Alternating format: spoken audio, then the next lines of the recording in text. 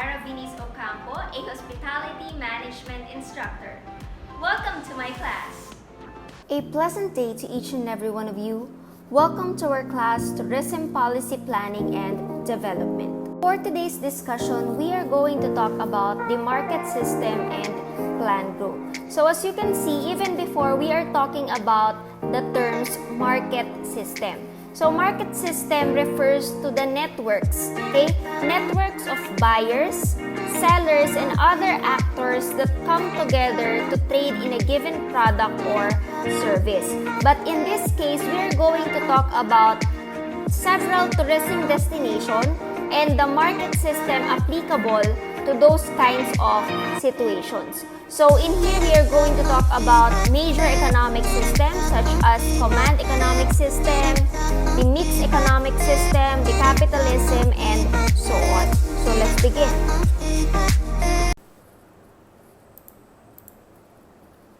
So first, we are going to talk about the differences in approach in developing tourism. So first, we have the capitalist market system. Second, we have the command economies. Third is we have the mixed economic system, and the fourth one is the government-assisted economies. So first, let's discuss what is mixed economic system. So mixed economic system is basically, it talks about the combination of the so-called capitalism and socialism. So it has a combined features of capitalist and command economic system. So in mixed economic system, most likely dito talaga nakapaloob si socialism. And when we say socialism, it has something to do with politics or the political system. It is based on the public ownership of means of production. Ibig sabihin, yung mga machineries, mga tools, yung mga factories na ginagamit in order to produce goods, okay, that aims or directly satisfy human needs, ibig sabihin, may controlled po doon si government. So another thing about the mixed economic system, so dito nakakaroon tayo ng legal production and distribution decisions which is made from the government. And yung mga individuals, so nagre-rely sila, okay, dumidepende sila sa state, kung saan yung state mismo o yung government yung nagde-decide from the food to the healthcare products. So, mixture of free market elements and socialist elements, so that is the mixed economic system. And nakalagay din na yung mga private ownership, okay, is controlled within the production but under the government regulation. So, yes, it is a mixture of private ownership, okay, pero may control pa rin yung government, okay? Ibig sabihin, si government yung nagbibigay pa rin ng mga rules and regulation with regards sa private matters or sa private ownership. So, one country which is using this kind of economic system is the United States of America.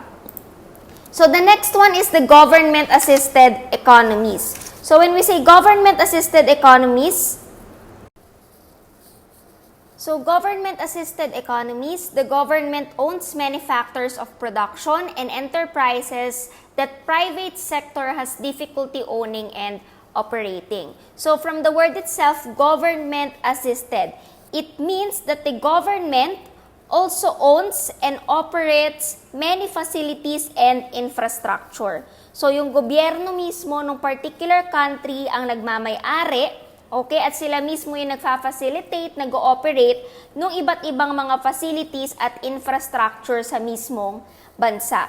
So, government-assisted economies gives guidance and support where they are needed. So, yung mga private enterprise, usually they are also expanding, but also meron pa rin ang guidance or nakadepende pa rin sila sa rules ni government. So, government-assisted economies often are found in developing countries where the government is trying to strengthen the private enough to provide key economic activities. So, ibig sabihin, yung ganitong klaseng economic system is nag-e-exist siya sa mga developing countries, okay? Sa mga countries na medyo stable na yung economic system, sa mga countries na malalago na. Kasi ang aim nila kung bakit itong sistema yung ginamit nila is of course to strengthen both the private and the public sector. So the next one is the capitalist market system. So when we say capitalist market system, ito yung tinatawag natin na capitalism. So capitalism is most likely a kind of economic system in which, okay, private individuals or businesses own the capital goods. So kung makikita nyo sa definition, it is based on the private property rights, the profit motive, freedom of enterprise, competition, individual freedom, and minimum government regulation. So sa capitalism, ang pinaka-purest form niya is yung tinatawag natin na free market. Okay? Free market, or in other terms, it is the laissez-faire capitalism, which later on, mas maidi-discuss pa natin. Now, if there is a capitalist market system, kung ito yung piniling economic system ng isang bansa, so magkakaroon tayo ng tinatawag na pure capitalism. And pure capitalism is associated, okay, with a pure socialism. And pag sinabi nating socialism, lahat ng productions, okay, are collected and pagmamay-ari ng state. Okay, pagmamay-ari mismo ng state. So yung property rights, okay, particularly to the private sector, sinasabi dito na it promotes efficiency by giving the owner of resources an incentive to maximize the value of the property. So si capitalist market system, binibigyan nila ng rights yung mga private owners, okay, sa mga properties nila para nang sa ganon, yung resources na meron sila is pwede pa nilang i-expand, and at the same time, nabibigyan sila ng incentive. So, the more valuable resources are, the more trading power it provides the owner. So, yun yung pinaka-description ni capitalist market system. The next one is the command economies. So, the government owns and operates a significant portion of the factors of production. So, si command economy rather is a government system wherein the government is involved. Okay? So, government system is involved rather than free market. So, kabaliktad siya ni capitalist market system. Kasi kung si capitalist market system, okay, meron tayong tinatawag na free market. Okay? Yung mga private sector, meron sila mga rights na nakukuha. Si command economy, yung sistema ng gobyerno ang namamalakad. It is involved. So, dito sinasabi sa command economies that it is determined kung anong goods, okay, yung ipoproduce natin, how much should be produced, di ba? And the price at which the goods are offered for sale. So, nakadepende yung tanong na what, how much, okay, at kung ano, okay, yung presyo ng pamamalakad natin ng goods at kung paano natin siya ibebenta. So, most likely, si command economic system, yung mga bansa na nakapaloob dito are the Cuba, North Korea, and Soviet Union. So, si Soviet Union, ito yung country which is Russia.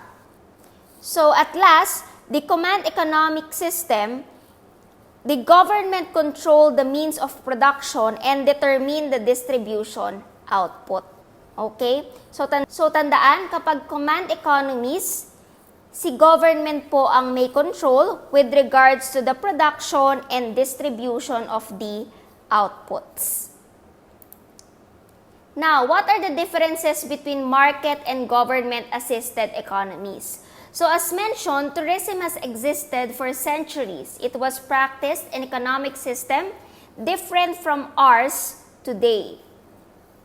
The nature of modern tourism began to change with the rise of industrial nation and economic system during the 19th and 20th century. The trend was towards less and less direct governmental control of economic activity. So, syempre, as time goes by, yung market system ng particular country is nagbabago talaga. So, lalo na ngayon, we are very modernized. So, yung industrial nations natin, yung economic system is nagbabago din. So, dito, may mga ilang terms na nabanggit. Like, for example, the competitive capitalism. So, what is competitive capitalism? So, from the word itself, competitive. So, dito natin makikita yung dalawang terms which is the feudal and the pre-industrial system. Now, what do we mean by the feudal system? So, feudal system is a political, military, or social system during the Middle Ages. Okay? So, nung unang panahon, ito yung gamit nila na kind of system. So, if we are going to describe feudal system, yung mga landholders, okay, they provide land to tenants in exchange for their loyalty and service. So, ganun nila i-describe si feudal system before. Yung mga may-ari ng mga lupa na yan, yung mga landowners, yes, I will provide you a land, okay? Pero ang kapalit nun is you are going to be loyal, okay? At bibigyan mo or magsisilbi ka sa akin. So, si feudal system, it started in Europe.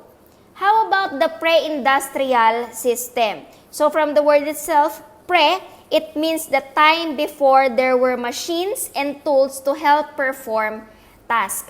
So, even before, di ba, hindi pa naman nag-exist yung mga makabagong machineries na yan, unlike ngayon na sobrang high-tech na natin. So, pre-industrial system, it means the time before. Okay, ito yung mga panahon bago pa mag-exist yung mga machineries, mga tools, mga equipments. So, how about the laissez-faire philosophy? So, when we say the word laissez-faire, so it is a French term wherein if you are going to translate it, it means leave alone. Okay? O kaya naman sinasabi, let you do. So, laissez-faire philosophy assumes that individuals are the best judges of their own interests and that government should minimize regulation of business. So, dito sa laissez-faire, sinasabi na there is a less of the government involvement. Okay? Kaya sinasabi dyan, no, government should minimize the regulation of business. Ibig sabihin, dahil nga sinasabi siyang free market or laissez-faire, okay, leave alone, it means na wala masyadong involvement si government sa economy. Okay? So, sinasabi dyan that the better off business will be, by extension, society as a whole. So, mas magiging maayos daw yung pagpapatakbo ng business, mas magkakaroon ng extension and growth, okay? And at the same time, yung society is mag-grow din. So, laissez-faire economics is a key part of the free capitalism or the free market capitalism. So, as mentioned a while ago, na nabanggit natin sa capitalism na ang isa sa mga purest form niya is the free market or the laissez-faire capitalism. So, how about the communitarian capitalism?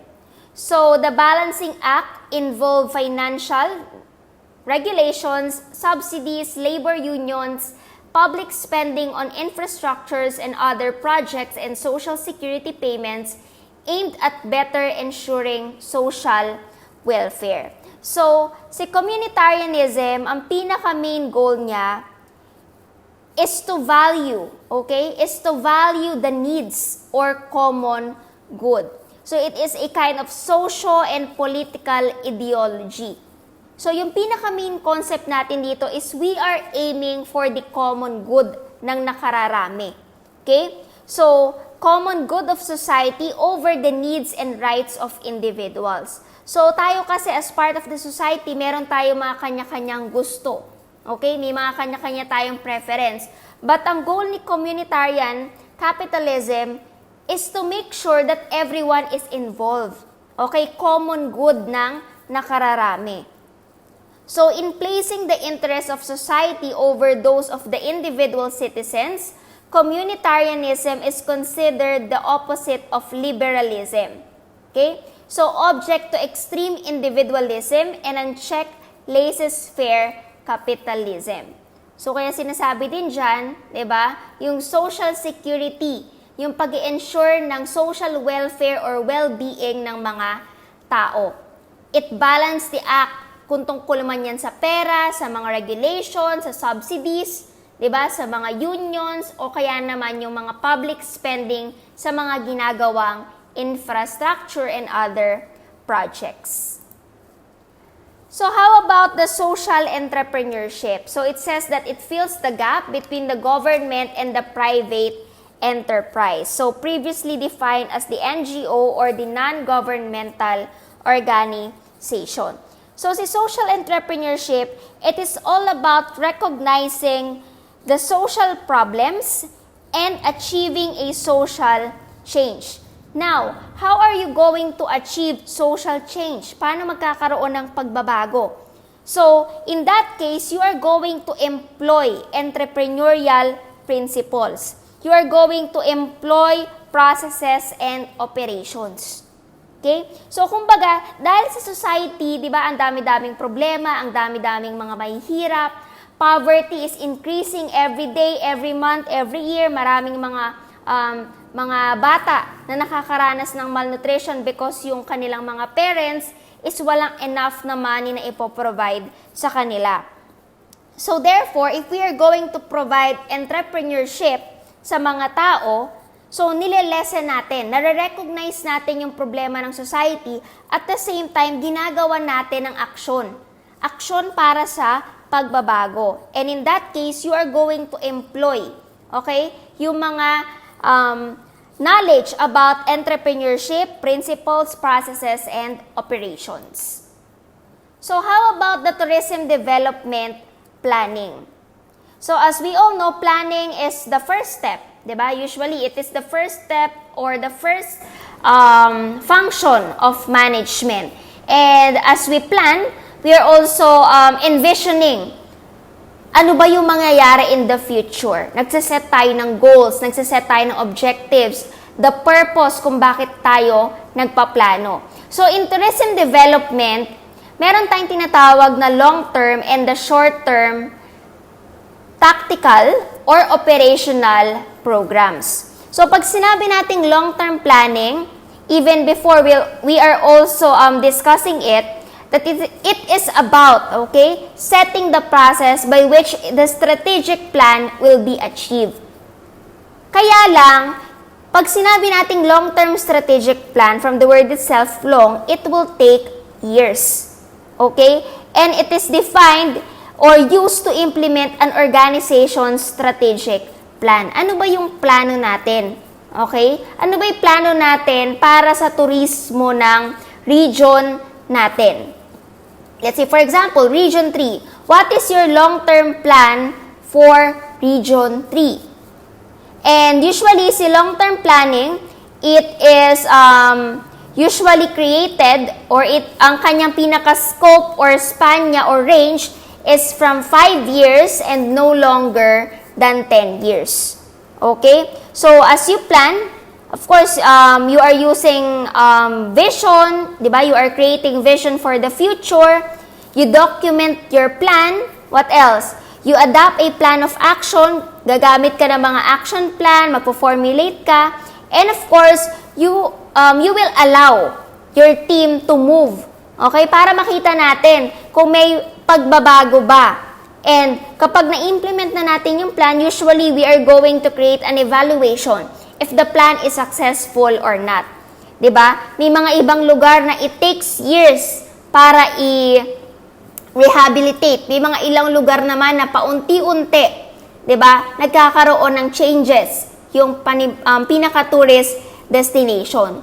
So syempre, ang sinasabi nga natin, ang ating turismo, hindi naman yan katulad ng mga manufactured products na pag naubos is pwede natin agad na gawan. Pwede natin agad na, let's say, i-process at para magkaroon yung ibang tao. So usually, ang ating turismo, kapag yan is nasira, it will take years, di ba? Para sila is mag-boom ulit, it will take years para sila ulit is lumago.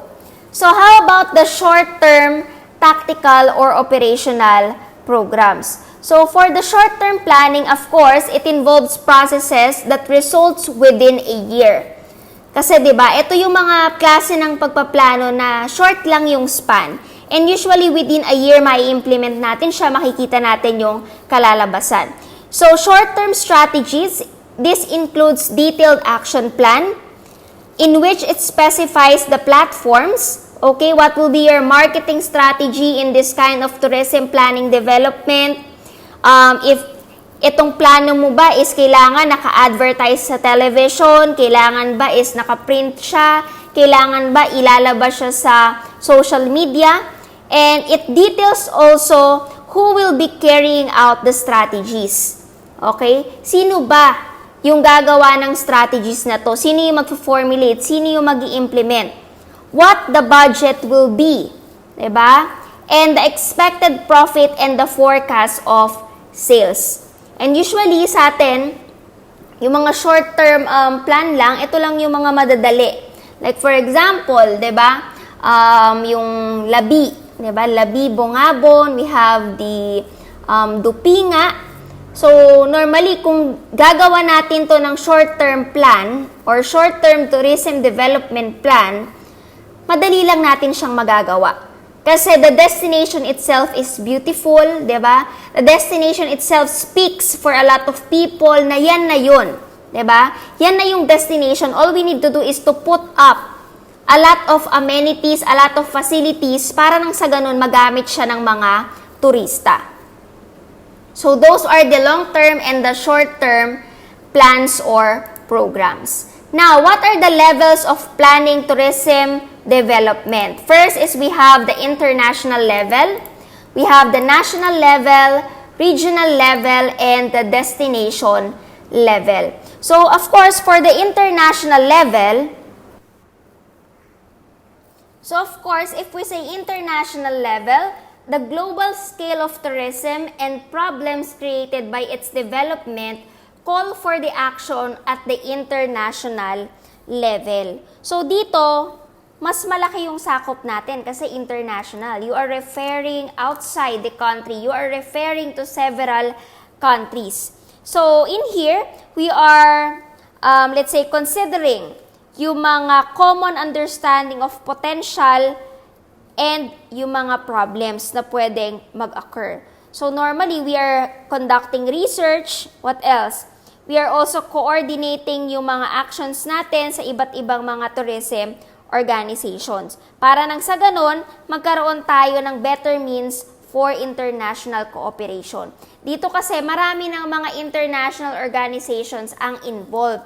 At kaya sila involved because they also want to help, okay, several countries. And usually, yung mga specific subject areas nila is kino-consider talaga nila at an international level.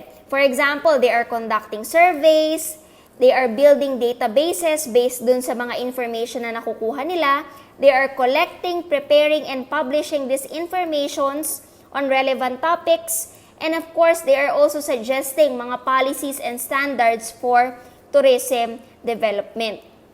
And syempre, above all, they are also ensuring yung communication and cooperation among the international and national organization. So kasi kapag international level na yung ating tourism plan na ginagawa, so marami na talaga tayong dapat kakausapin. And normally, the international organizations is involved dito. For example, the UNWTO, diba? So, the lead organization in international cooperation for tourism planning is the UNWTO or the United Nations World Tourism Organization. So, the next one is the national level. So, kapag naman national level, we are referring to the whole country itself. Okay? So, probably the most determinant actions in planning and developing tourism in mixed economic system occur at the national level. So, dito, ang pinaka-goal natin is to develop tourism in the best interest of the country in cooperation with the private sector. Alam naman natin that the government has all the funds they needed, okay? They have all the funds they needed para i-implement yung ganitong batas, para ipatupad yung ganitong mga proseso, para gawin yung mga ganitong buildings, yung mga kalsada and all that.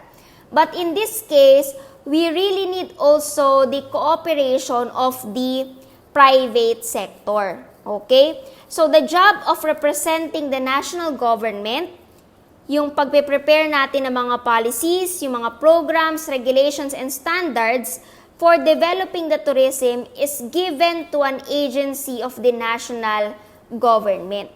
Okay? So, with regard sa mga nabanggit ni ma'am na mga tasks, na mga work roles, so lahat ng yun is ibinibigay na natin sa iba't ibang mga agency ng national government. So, sila na po yung bahala doon. So, dito sinasabi that in countries which advance market economies and well-developed tourism industry, the role of the national government is limited to supporting private sector searches for business and opportunities in tourism sector. So, sometimes nagkakaroon talaga tayo ng limitation, di ba, which regards sa pagsusuporta sa mga private sector. And alam naman natin nowadays, due to the pandemic, talagang hirap yung private sector kasi most likely wala naman silang fund na inaasahan from the government. Not unless the government will help this private sector and bibigyan nila ng funds. Okay? So how about the regional level? So for the regional level, sinasabi natin dito that the task is more complicated. The geographic boundaries of tourism planning at the national level are well defined. Why is it complicated? Because 'di ba sa isang region, napakarami or let's say madaming naka-involved na mga provinces. Okay? So syempre, you are not going to just pick one province in the region, but you have to develop or create a plan for the whole region. Kaya nga sinasabi diyan, yung geographic boundaries. Okay? So it is well defined. So, sinasabi natin dito, at regional level, the task is more complicated. Choosing regions for development is a multidisciplinary process fraught with conflicting concept. So, as you can see, tayo as a Region 3, talaga namang nag-grow na rin yung ating tourism development. Makikita nyo na in the areas of Nueva Ecija, Bulacan, diba? Pampanga, so ang dami na. Kaya ang dami ng pagbabago with regards to our region. So, sinasabi dito that we are referring dun sa tinatawag natin na comparative advantage, which later on, mas maidi-discuss pa natin siya. So, this government-assisted model of regional development requires strong support from both the national government and the private sector. So, if you are going to create a plan at the regional level, hindi pa rin po mawawala yung cooperation ni government and the private sector. So, the next one is the destination level. So, destination level, it could be as small as a resort complex or as large as one or more local communities with many tourist facilities and attraction complexes linked to one another. So, si destination level, so it depends upon kung saang destination yung gusto mong i-develop. Like for example, 'di ba, Boracay. Dinevelop siya yung Boracay itself, the Boracay Island. Dinevelop siya para nang sa ganun is lumago siya, malesen yung mga negative impacts na nangyari doon sa pinaka-beach. Magkaroon tayo ng, let's say, magkaroon tayo ng malasakit pagdating sa tinatawag natin na carrying capacity, na hindi lahat ng mga turista is pwede nating papasukin. Okay? Na hindi lahat ng turista is pwede na magstay sa beach tapos gumawa ng mga kung ano-anong mga misbehavior towards the natural resources. So, nagkakaroon tayo ng limitation sa ganun klaseng situation. So, tourism destination conjure sometimes glorious image in the minds of the tourists. They are the areas where recreational and utilitarian activities are the targets of their interest. And usually, this tourism destination, it could be highly urbanized areas, okay, na may mixture ng mga attractions and facilities. And dito, sinasabi natin, it is the lowest level of planning. So, compare mo sa bigat ng pagpaplano or paggawa ng plano sa international, national, and regional, ito naman yung isa sa mga pinakamadaling levels of planning na pwede natin gawin. Usually, it is a projects based. Okay? So, projects are planned, it is designed, it is financed, it is owned and operated independently. Okay? So, usually, dito nagkakaroon ng involvement, di ba? Yung mga engineers, yung mga architects, okay? So, with regards doon sa pagpaplano nila, doon sa mismong site or sa mismong destination. Those are the 4 levels of tourism planning development. So, how about deciding to enter the international tourism market?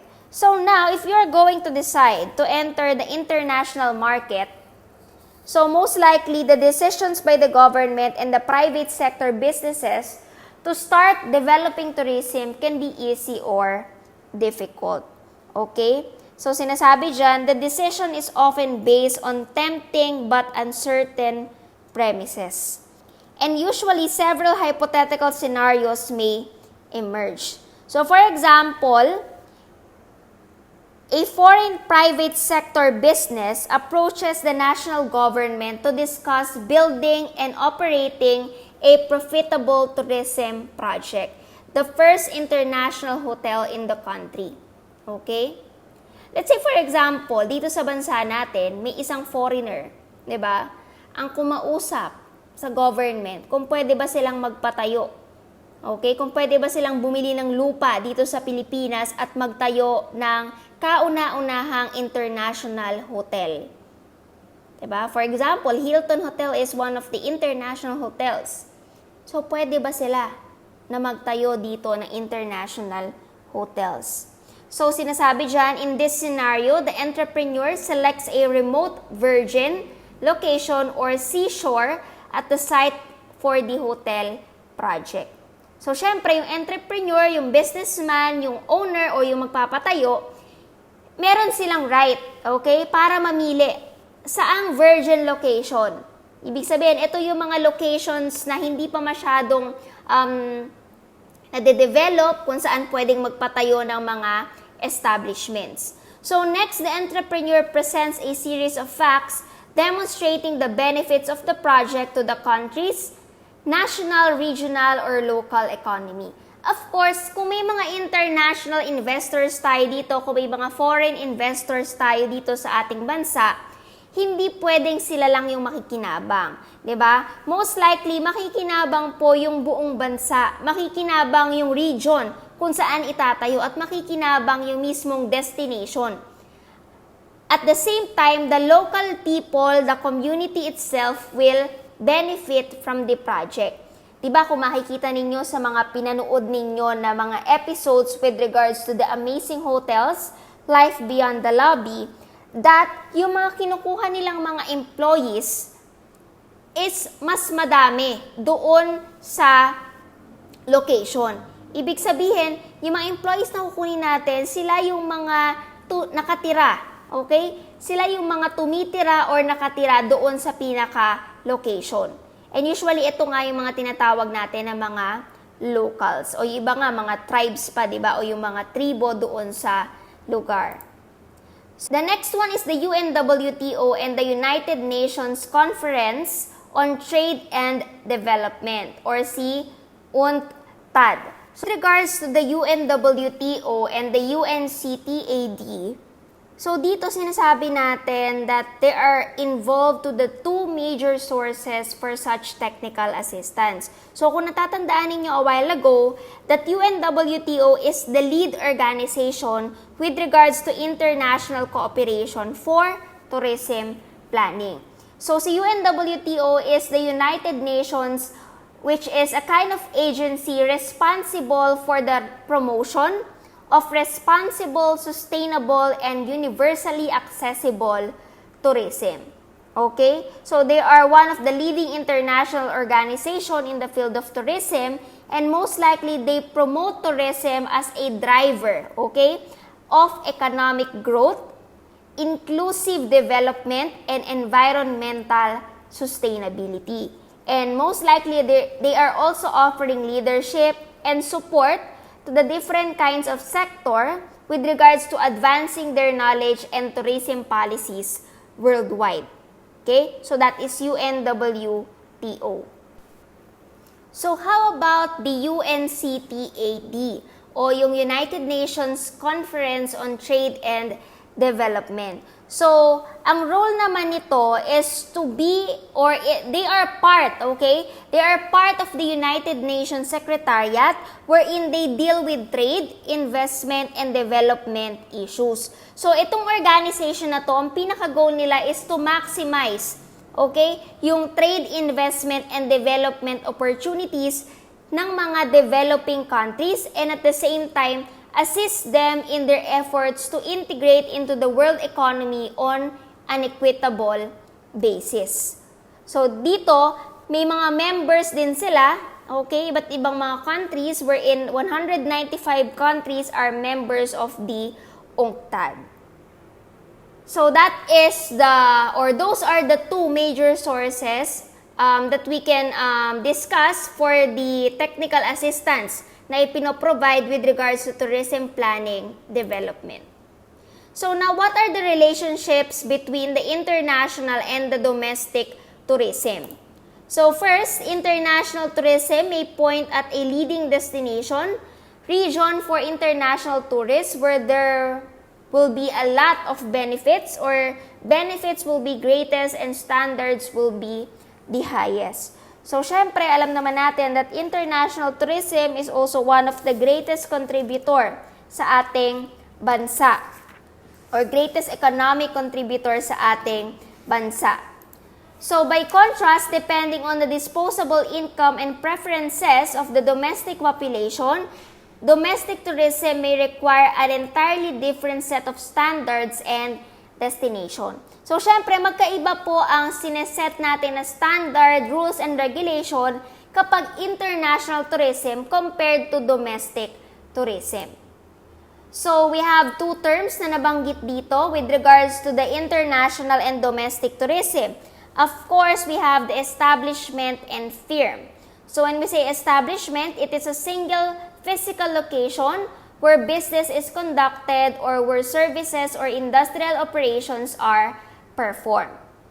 For the firm naman, it is defined as the business organization consisting of one or more domestic establishment in the same state and industry that were specified under common ownership or control. So, kumbaga sa establishment, it is the usual, diba? Yung mga sinasabi natin ng mga establishment na wherein natatagpuan natin sila in a specific location, they're offering mga services, they're offering mga operational or let's say industrial operations, yung kanilang mga pinoprovide. But as for the firm, okay, it composed of one or more domestic establishment. So, mas madami siya. It may be in the same state, okay, in the same industry, okay, and usually there is a common ownership or control. So, maraming nagmamay-ari or maraming taong involved kapag sinabi natin yung term na firm. So, those are the differences between the two. So, that's the end of our presentation for today about the market system and planned growth. So, if ever you miss some points in the lesson video, feel free to replay it in YouTube and check your modules. Thank you so much for listening and have a nice day.